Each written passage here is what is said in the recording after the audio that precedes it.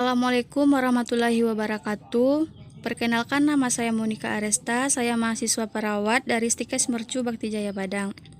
Baiklah, di sini saya akan menjelaskan patofisiologi penyakit terminal HIV. HIV adalah virus yang menyerang sistem kekebalan tubuh manusia, yang mana virus HIV ini disebabkan karena hubungan seksual dengan pasangan yang berganti-ganti dan terinfeksi HIV, maka akan masuknya sperma yang terinfeksi masuk ke dalam tubuh pasangan, membran mukosa vagina, anus yang lecet atau luka. Maka akan terjadinya makrofag dan limfosit B. Yang kedua itu transfusi darah yang terinfeksi HIV, yang mana virus HIV ini menyerang limfosit T atau sel CD4 dan sel saraf. Yang ketiga itu tertusuknya jarum suntik penderita HIV, yang mana virus yang masuk ke dalam tubuh melalui luka berdarah, dan ibu hamil menderita HIV, maka akan terjadinya virus HIV menyerang limfosit, sel CD4 dan sel saraf. Dan makrofag dan limfosit B yang terjadi karena perubahan pada struktural sel di atas akibat transkrip RNA virus RNA sel sehingga terbentuknya provirus, yang mana sel penjemu, limfosit, makrofag, monosit B mengalami kelumpuhan dan terjadinya penurunan sistem kekebalan tubuh yang diakibatkan oleh infeksi opportunistik, yang mana akan terjadinya yaitu sistem GATE, yang mana sistem GATE ini diakibatkan oleh virus HIV ditambah dengan kuman Salmonella Clostridium candida yang diakibatkan oleh menginfeksi saluran cerna dan terjadinya peningkatan pararistik, dan diagnosanya itu hipovolemia. Yang kedua itu ada sistem integumen, yang mana sistem integumen ini terjadi karena hyperzoster dan hyperreflex dan terjadinya dermatitis cerebral, dan maka akan terjadinya ruam, dipus, bersisik dan kulit kering. Maka diangkat diagnosa keperawatannya itu gangguan integritas kulit. Yang ketiga itu ada sistem reproduksi, yang mana sistem reproduksi ini terjadi karena kandidialisis yang disebabkan oleh likus genital, dan akan terjadinya diagnosa keperawatan itu nyeri akut. Yang keempat itu ada sistem respirasi, di mana sistem respirasi ini dibagi menjadi dua, yaitu pneumonistik dan pneumonia sekret, penumpukan sekret. Maka akan terjadinya penumpukan sekret, dan diagnosa keperawatannya itu bersihkan jalan nafas yang tidak efektif. Yang selanjutnya itu ada sistem neurologi, yang mana sistem neurologi ini terjadi karena Cryptococcus yang diakibatkan oleh Cryptococcus yang terjadi disebabkan oleh perubahan status mental, lemah, pusing, dan diangkat diagnosa keperawatannya itu intoleransi aktivitas. Selanjutnya itu yang diagnosa pertama itu hipovolemia. Ya, maka diangkat SLKI-nya itu status cairan. Kriteria hasilnya itu kekuatan nadi membaik, turgor kulit membaik, dispenia menurun, membran mukosa memburuk, intake cairan memburuk. Psikinya itu manajemen hipovolemia. Yang pertama itu observasi.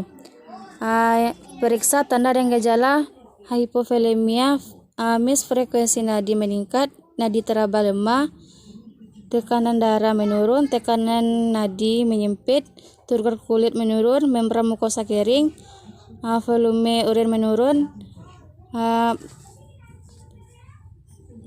Yaitu selanjutnya itu monitor intake dan output cairan. Yang kedua itu terapeutik. Hitung kebutuhan cairan, bersihkan posisi modifikasi terander lambung, berikan asupan cairan. Yang ketiga yaitu edukasi, anjurkan memperbanyak asupan cairan oral, anjurkan menghindari perubahan posisi mendadak. Yang keempat itu kolaborasi pemberian cairan. 4 isotesis MIS NaCl atau RL. Kolaborasi pemberian cairan 4 hipotesis MIS glukosa 2,5%, NaCl 0,4%. Kolaborasi pemberian cairan koloid MIS albumin plasmatik. Kolaborasi pemberian produk darah. Diagnosa kedua itu gangguan integritas kulit. SLKI-nya itu integritas kulit atau jaringan.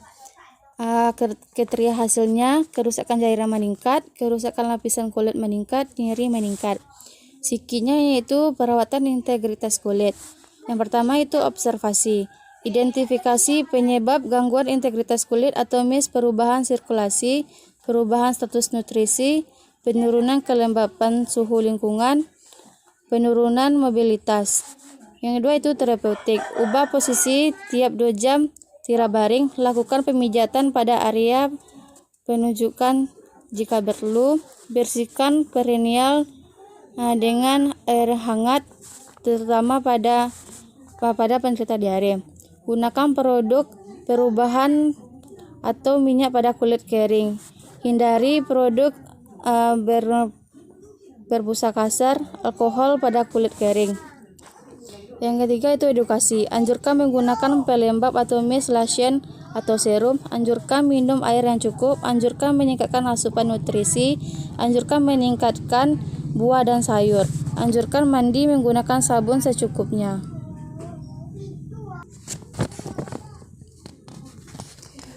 Diagnosa ketiga yaitu nyeri akut. SLKI-nya itu tingkat nyeri. Kriteria hasilnya itu keluhan nyeri meningkat, meringis meningkat, pola nafas memburuk, pola tidur memburuk. SLKI-nya itu menanyai nyeri. Yang pertama itu observasi, identifikasi skala nyeri, identifikasi respon nyeri nonverbal, identifikasi pengaruh nyeri pada kualitas hidup, monitor efek samping menggunakan analgetik. Yang kedua itu terapeutik, berikan teknik farmakologis untuk mengulangi rasa nyeri. Kontrol lingkungan yang memperberat rasa nyeri, MIS suhu ruangan, pencahayaan dan kebisingan, fasilitasi istirahat dan tidur. Pertimbangkan jenis dan sumber nyeri dari pemulihan strategi meredahkan nyeri. Yang ketiga yaitu edukasi, jelaskan penyebab, periode, dan pemicu nyeri. Jelaskan strategi meredakan nyeri, anjurkan teknik farmakologis untuk mengurangi rasa nyeri. Yang keempat itu kolaborasi pemberian analgetik jika perlu. Diagnosa yang keempat itu bersihkan jalan nafas tidak efektif. SLKI-nya itu bersihkan jalan nafas. Kriteria hasil, waktu efektif meningkat, produksi sputum meningkat, wheezing meningkat, frekuensi nafas memburuk, pola nafas memburuk. Sikinya itu manajemen jalan nafas. Yang pertama itu observasi, monitor pola nafas, frekuensi kedalaman asupan nafas, monitor bunyi nafas tambahan, MIS, Mengi, wheezing, ronki, monitor sputum atau jumlah, warna, dan aroma.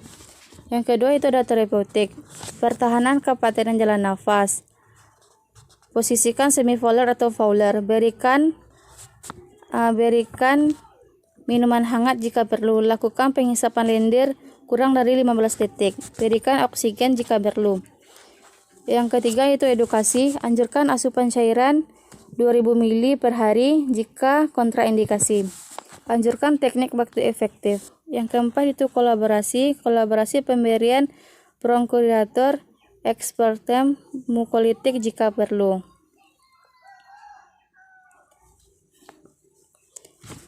Diagnosa yang kelima yaitu intoleransi aktivitas. SLKI yaitu toleransi aktivitas.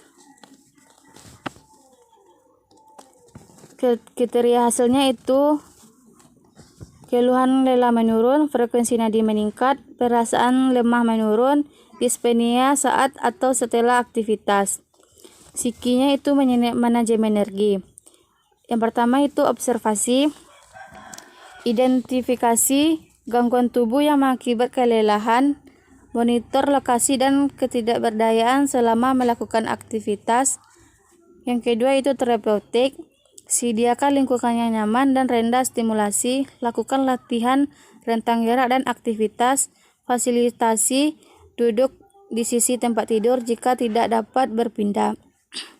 Yang ketiga itu edukasi, ajarkan tiara baring, ajarkan melakukan aktivitas secara bertahap. Yang keempat itu kolaborasi dengan ahli gizi tentang cara meningkatkan asupan makanan. Baiklah, sampai di sini penjelasan patofisiologi HIV dari saya. Jika ada kesalahan, saya mohon maaf. Assalamualaikum warahmatullahi wabarakatuh.